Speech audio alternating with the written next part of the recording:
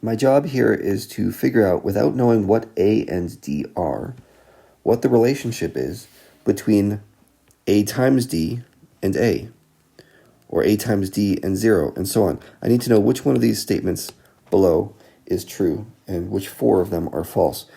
So we're given not a whole lot. I don't exactly know what A and D are, but I do know that they are small fractions and negative. Negative 3/4, negative 1/3, something like that. And let's figure out something about A times D based on this little thing that we know. Well, you probably know that a negative times a negative is a positive, right?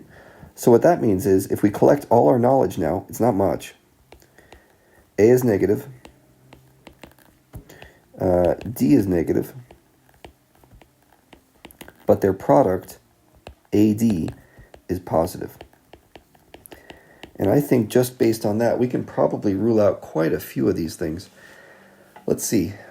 If I want to compare a positive to a negative, you guys know that a positive is greater than negative.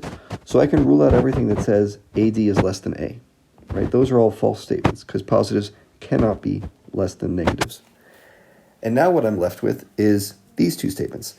They both say AD is greater than A. That's true. And either AD is less than 0 or AD is greater or less than 1. Well, it's a positive number, so it can't be less than 0, right? This portion of the statement right here, that's false. Positives can't be less than 0. So that's another one I can rule out. And what's left, AD less than 1, well, just double check this one. Is this true?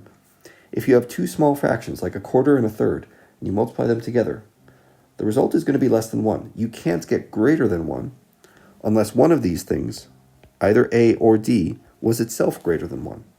Right? If I had a quarter times 37, great, I'm greater than 1 now.